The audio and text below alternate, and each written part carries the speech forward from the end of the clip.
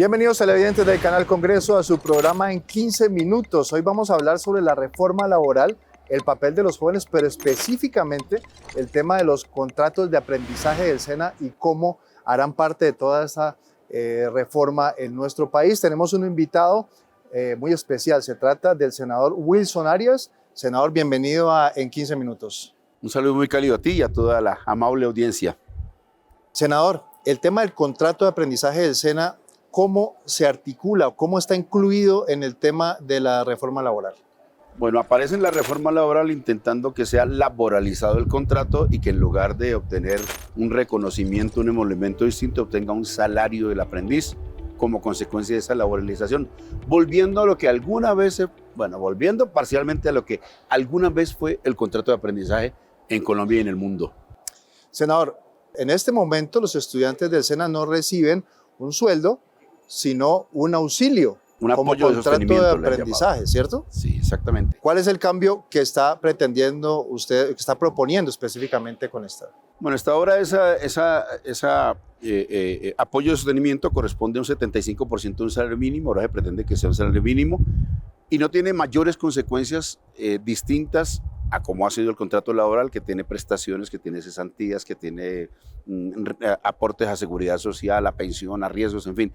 El conjunto de obligaciones del aprendiz y de los patrones es el mismo que se tiene en general en el contrato típico de los trabajadores colombianos, de modo que es una muy buena reivindicación que sirve a los jóvenes, a lo que llamamos política de primer empleo, y le sirve al país porque en mejores condiciones laborales se genera también mucho más empleo. Senador, lo que pudimos ver en los movimientos y las marchas de los jóvenes era precisamente pedir el tema de que en la reforma laboral fueran excluidos los jóvenes y específicamente este tema del SENA, que tiene muchísimos estudiantes en el país y muchos de los cuales están formando para precisamente aportar al desarrollo, pues hay que reivindicar a esos estudiantes en esos ámbitos, ¿no?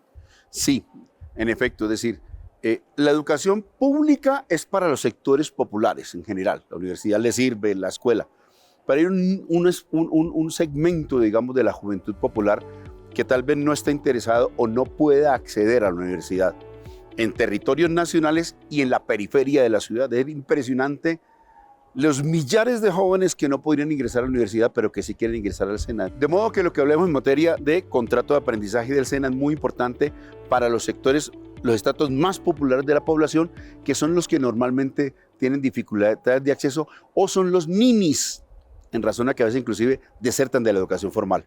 ¿Qué son los ninis? ¿Cómo lo podríamos definir? Las personas que no tienen empleo y no tienen trabajo, me perdonan el término, pero es el que se ha generalizado. Y advierto, estuvieron muy presentes en el estallido social en todo el país, en territorios nacionales y en periferias de las grandes urbes. Antes de entrar con un poco de historia, senador, porque sé que usted nos ha estado investigando mucho, usted también estudió en el SENA, ¿no? O sea, que usted está hablando porque tiene conocimiento de causa. Yo fui casi que redimido. Millares de jóvenes como yo no teníamos ninguna posibilidad y el SENA prácticamente nos reivindicó y nos permitió pues desarrollos personales y profesionales muy importantes. Senador, vamos a un corte para promociones y regresamos para que nos cuente un poco acerca de la historia y cómo este tema del aprendizaje tiene más de lo que nosotros queremos saber.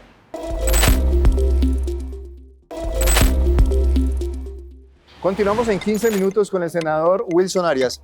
Senador, ¿desde cuándo hay contrato de aprendizaje aquí en nuestro país?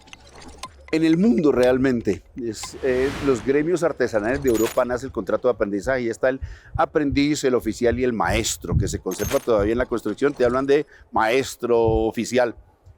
Y en los gremios artesanales realmente los aprendices iban a trabajar en la casa del maestro, vivía con él y allí desarrollaba, digamos, trabajando capacidades, digamos, técnicas, podríamos decir, razón por la cual se le pagaba a veces de manera diferida, a veces se le cobraba al aprendiz por aprender y tuvo que tener regulaciones por parte de, cuando se trae a Colombia, fue regulada fuertemente por parte del virrey Flores en la instrucción 1777, que además contenía unas cláusulas muy especiales e interesantes del contrato de aprendizaje en esa época. ¿Cómo cuál es, senador, por ejemplo? Como la idea era que el contrato de aprendizaje era un compromiso para yo aprender y al mismo tiempo trabajar para el maestro, en este caso para la industria, entonces la convivencia exigía unas normas. Por ejemplo, había una que era algo así como no galantear a la esposa del maestro, ni al ama de llaves, ni a las hijas del maestro. Claro, convivían en la misma casa y el aprendiz arrastrándole la. Pero además, en el instructivo se plantean unas orientaciones muy interesantes. Por ejemplo, dice el virrey a todos los aprendices, andar siempre aseados y bien vestidos, según la instrucción 777. Eliminarse el empleo de las ruanas, ya que éstas cubrían una parte superior del cuerpo y nada le importa al que tapa ir aseado o sucio en el interior. Tampoco le permitía el uso de capas, comillas, que resultaban tan perjudiciales como las ruanas para el desayuno de los artesanos. Otra intención que tuvo la instrucción era lograr que estos cambios de presentación personal y aprendices artesanos fue la de dificultar las salidas ocultas de los aprendices oficiales de las tiendas, ¿no? Es decir, si se iban con capa, era más fácil evadir la mirada pública. De modo que les instruyen no usar capas, no usar ruanas, usar determinadas casacas, sayas, en fin, para poder ser identificados y amonestados en su conducta pública. Es interesantísimo. No ir a la chichería, no tomar mucha chicha.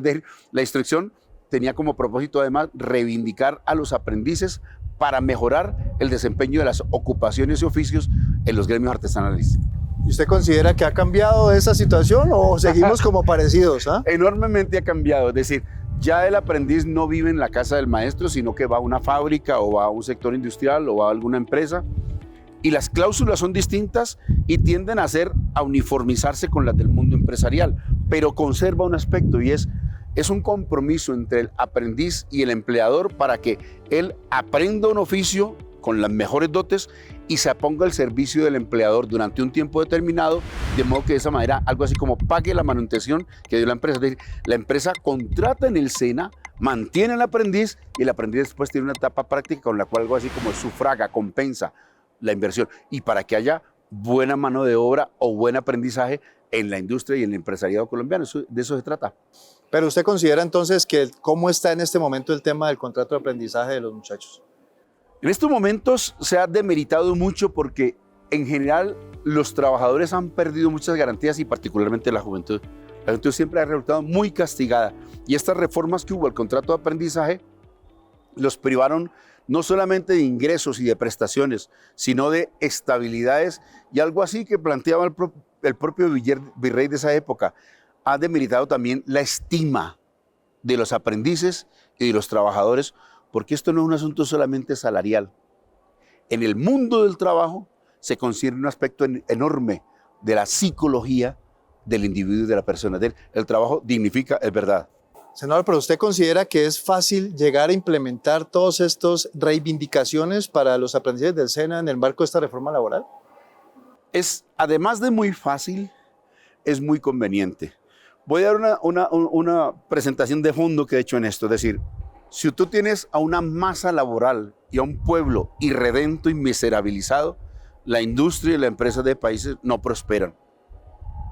Es más, el mercado interno, es decir, el consumo que hay dentro del país, tiende a declinar de manera muy severa porque un pueblo miserabilizado crea una economía miserabilizada. Es decir, usted no puede tener hoy por hoy una economía próspera en un país esclavizado. Tiene que reivindicarse económicamente de una parte, y en Colombia en particular, pues por las razones sociales y de paz que tanto hemos discutido, resulta muy conveniente, digamos, que la población en su conjunto se reivindique, se dignifique y dé demostraciones, digamos, de cordialidad y buenas relaciones, inclusive para la productividad empresarial, pues no solo para ella, también, digamos, para la sana convivencia de la sociedad.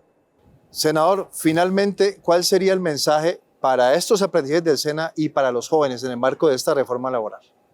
Bueno, que estén muy atentos a ella, que la defiendan. Y por la reforma laboral y por el país, yo creo que ayudemos a transformar la sociedad. En materia laboral, pero eso es apenas un aspecto. Ayudémosla a transformar por el buen vivir de la sociedad colombiana. Y permíteme la licencia. Le digo a los jóvenes, hay que disfrutar la vida. Disfrutar la vida, ser felices es un deber también. Y de esa manera, viviéndola bien, ayudar a cambiar para bien la sociedad colombiana que tanto lo merece. Senador Wilson Arias, muchísimas gracias por estar con nosotros, darnos estos tips tan importantes de la reforma, el tema de los jóvenes y también el tema de lo que tiene que ver con el SENA. Le agradecemos. Esto es En 15 Minutos en el Canal Congreso.